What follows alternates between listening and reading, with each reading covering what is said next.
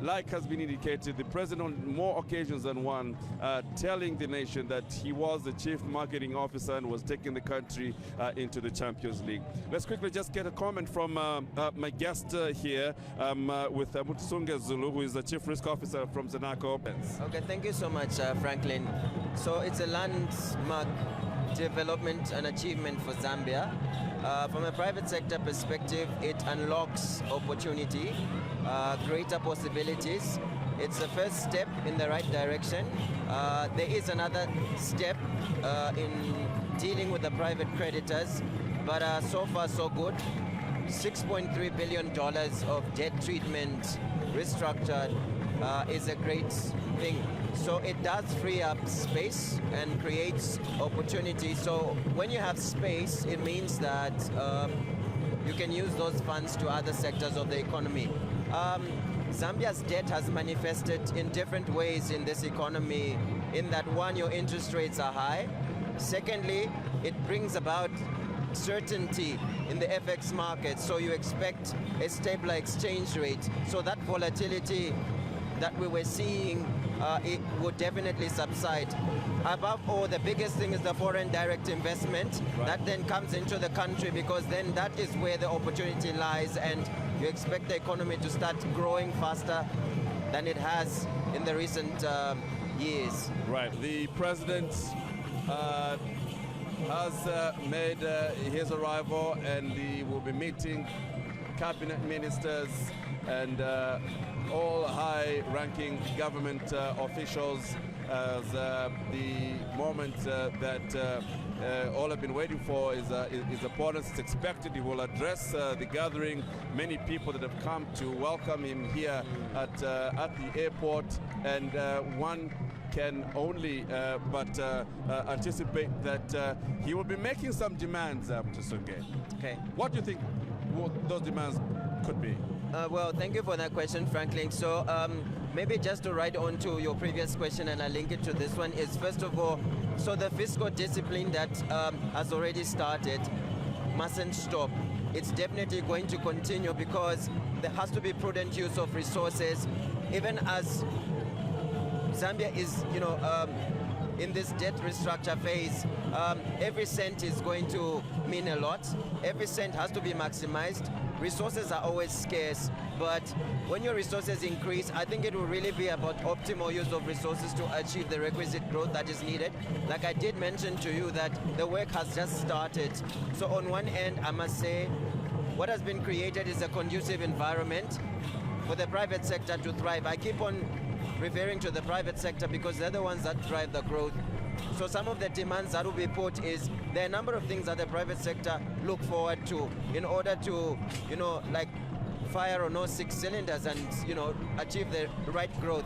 One, they talk about high interest rates, which must come down to make the cost of borrowing, lower. And at the same time, they also demand stability in the exchange rate, which is actually very, very critical for any business operation. So you understand that the demands that will be placed on them is, you have been given the conducive environment, go and thrive and grow this economy. Now, there's going to be need and talk about increasing its GDP. Issues to do with what pays back. What do you use from the country sectors that should help to raise and pay back, meet obligations? There's mining, there's agriculture. There'll have to be attention to those sectors. I'm pretty sure the president, as he meets government officials, will be thinking about that. We'll be talking about that in a quick sense. Okay, look at it this way. I'm glad that you touched on mining. So there's already a strategic plan around mining, where Zambia's production is supposed to ramp up to 3 million metric tons. Zambia is under pressure because the likes of DRC are already at 2.2 million metric tons, and we're just below 1 million metric tons. So look at it this way. There's the electric car era, and most of the resources that go into the electric car, because the world is strongly decarbonizing, those minerals are found in Zambia. So there's that mining push, but look at it from a foreign direct investment perspective. So with certainty and clarity around what our fiscal position is, it does improve our sovereign risk posture, and it does open us up for business because the confidence levels and sentiment are going to go up. So you expect FDI, and part of the FDI is clearly in the mining sector as well. So most of the sectors are definitely going to get inflows, and with those inflows as well. So I think one positive externality out of this landmark development around Zambia's clarity in as far as debt is concerned is the FDI sector. So your FDI flows. So what you're going to get is a huge influx of FDI. Right. And when that does come, trust me, that's the money I've been talking about flowing through the veins, and that's like music to the ears of the private sector.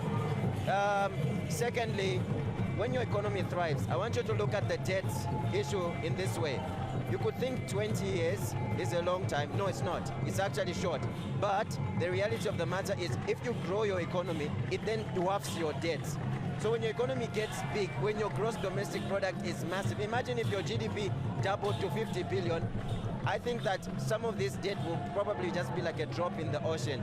But to get to that point is the hard work that we are talking about. It costs for a lot of hard work. It takes time, it takes discipline, and for most, for the private sector, what happened on Thursday nights was more like something that is making them rethink their strategy, because guess what?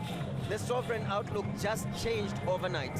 So some of the risks are subsiding, and companies are definitely going to begin to position themselves to tap opportunities and to participate in that, in the growth. And you expect that there are those investors that were always sitting on the fence and they were not sure about Zambia. Trust me, they're coming. And for those who already took positions on Zambia, because you see, you always take a long-term view. There are those who already took positions and were confident and were seeing this coming. I think they will reap the benefits. Well, of they certainly should be saying they made the right decision. Again, it must be understood that this hasn't taken the country out of its debt.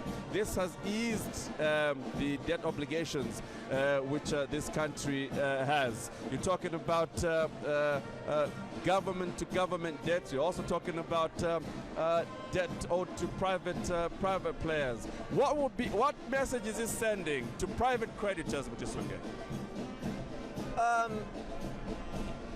It's actually a good thing that, first of all, your official creditors have come to the party. It then puts pressure on the private creditors as well to come to the party, because clearly the world has rallied behind most distressed emerging and frontier nations, including Zambia itself. So it's actually a sign that closure in as far as restructure negotiations are concerned with the private creditors is also drawing nigh, which is it's a positive sign. And look, the world has evolved. You can actually see that everything is coming with the human face. I think the world has been through a lot. There's been the COVID-19 pandemic that has exacerbated fiscal positions for most nations, and there is that realization that with the right political will, which is being seen from most nations, like for example, I'll ride off my colleague's statement around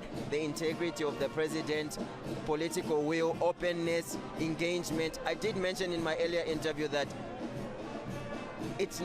I've never seen a sitting president that engages IMF chiefs, World Bank chiefs, and creditors meeting them face on, which has given them a level of assurance that there is will to address this situation. So I think the right things are pretty much being done. And on top of that, these are dividends of democracy. So, and Zambia Zambia has the right resources and opportunity, and I know that one day this entire debt will be, extinguishes in its entirety. The country looks forward to that, doesn't it? I mean, we can all do with having little or not debt at all.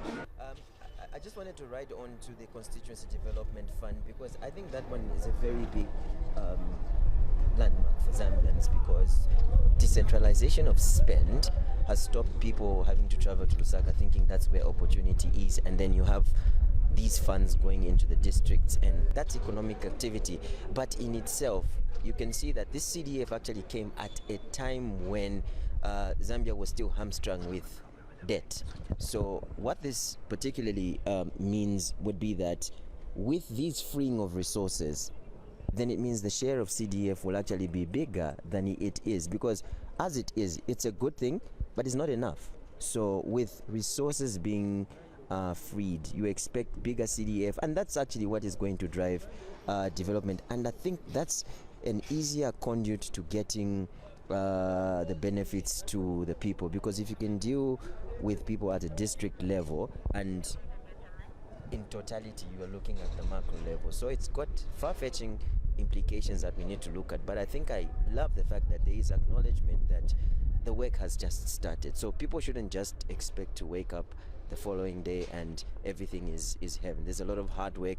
He does commend and mention everybody that has rallied behind Zambia to get it to where it is today, and Right. I think that's very, very important. And let's also not forget that we've got the outside world that is also looking to what we are doing. So we wouldn't want to be in the same position. Like my colleague did mention, it would be sad to get debt restructure and not, utilize the opportunity and get back into the debt quagmire again. I think this has far-fetching lessons, not only for Zambia, but for the rest of the world. Right. In practical terms, what happens now? I'm meant to understand. Now there has to be certain signings or agreements. What happens now? Just try and help us understand. So what was agreed was in principle at a high level.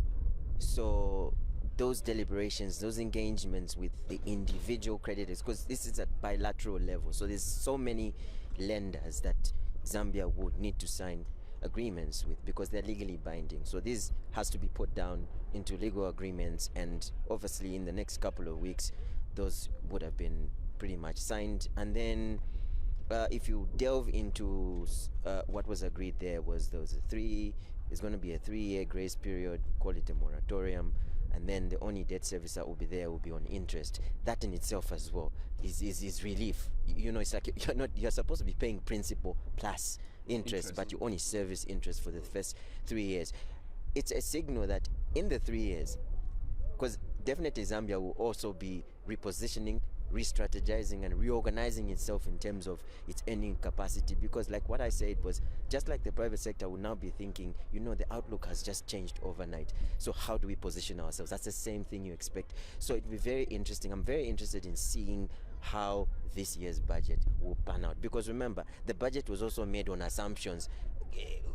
There was no clarity, there was uncertainty. You'd think, okay, let's plan for you always plan for the worst, Right. but clearly things are shaping out. So it'd be very interesting to see how the budget will plan out, and then to hear what the strategic plan would be. I know there are already plans but definitely the plans will definitely have to be adjusted to steer the country given this latest development. So very interesting times for Zambia, and for the private sector, everyone has their eyes on what the FX rate would be. Those swings that we were seeing from 20, it comes back to 15, and sentiment there, but everyone, at some point the currency will settle. We need to settle for certainty. Interest rates as well, implications. Don't expect interest rates to just fall overnight, but gradually the trajectory is actually pointing to interest rates eventually coming down and settling, so that the cost of capital, you heard the president talk about capital. He always emphasizes, and he would like to see a point at which the cost of capital is the same as in Europe. It will take a lot of hard work. It just doesn't come overnight, and usually your interest rate is a function of fiscal posture. One thing that I wanted to also emphasize on is that because of this restructure, it does open up resources, because you see, the government was constrained in terms of resources, and where they were getting money was the domestic markets, and that's the overcrowding that you had. So you had the government going to the treasury bill and bond market to borrow monies, and that was overcrowding. And what that meant was the money that was supposed to go to the private sector was actually going to government. So what that is doing is it's easing and freeing up that space, and that is what is going to cause interest rates to come down. Okay. And eventually when interest rates come down, then the private sector would have been armed to then And makes it easy to borrow, doesn't it?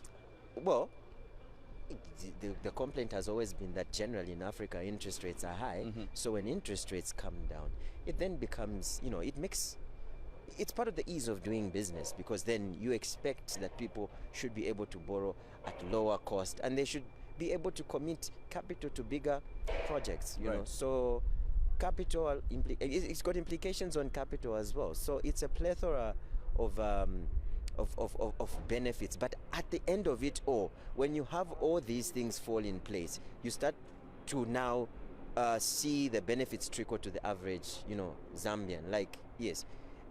Then I think I just wanted to add something on agriculture. I mean, my colleague here talked about agriculture. I couldn't agree more. It's sad to see that. Do you know how much agriculture contributes to Zambia's GDP? 3%. It's only 3%, which is very small for a country with arable land and so much water bodies. So you can imagine if agriculture had to, push out the way it's supposed to be, then imagine the impact on GDP and then the value chains as well. One other sector that we should never ever forget is technology. Technology is an enabler. Everyone is talking technology. There is no sector that will thrive without anything related to technology, and that is actually what is going to drive production efficiencies. You cannot talk manufacturing without technology, because everything is bordering on technology. So to encourage the freedom to help out, or to subsidize, if you will, does the same apply to, say, artisanal mining? All these discoveries of gold and other minerals, and people argue that if this was well organized and well formalized, this pressure or the ability for Zambia to pay back can be made easier. Truth be told, the benefits should trickle down to all sectors. You see, you mentioned artisanal mining there. There's a policy issue, that needs to be addressed to make sure that those artisanal miners are not choked. You need to support them somehow, because it is these same artisanal miners that then grow to run bigger mines. Right. Okay, so think about the same analogy around people who've been peasant farmers since the 80s, because they've not been able to grow. These are structural issues. Reining in a little bit on subsidies. The reason why this subsidy discussion has been very topical, subsidies are a cost, but the reason why subsidies have had to be removed is because it was a burden on governments. So the same money that they were using to cushion as subsidies, right, was at a time when they needed to service debt, and then it became a difficult conversation. Okay. Should you pay subsidies? Should you have subsidies, or should you use that money to go and do other things that would grow the economy? But when economies start to grow, when governments start to collect decent taxes, not by raising taxes, but when you have more entities that are producing and they are paying their taxes and all, their reserves start to increase, and then a subsidy discussion becomes easier, because then they can look at sectors that they need to support. There are certain sectors that, of course, in the beginning will need sort of subsidies. Look at how our peasant farmers have been subsidized. I mean, back in the days you had your FISP and all that. So to some extent, so you still need them. So with growth, all those bottlenecks, start to clear out, and it doesn't become a topical discussion. It all boils down to resources. Resources are scarce. You have these resources. The question is, if I have scarce resources, what can I use these resources for to achieve the best possible growth? Those are now production possibilities in economics, okay? Right. So that is why it's very critical that with this restructure, freeing of resources now means, how are we going to use the excess capacity that we have as a nation to grow the economy, to effect jobs, to create conducive environment, and to just widen opportunities? That's the discussion around it. Right. So, yeah. Thank you for your expertise, and I'm sure the audience appreciates it. Thank you for coming. Thank you very much. Thank you so much. I've been talking to Mutisunge Zulu, Chief Risk Officer, Zanaco.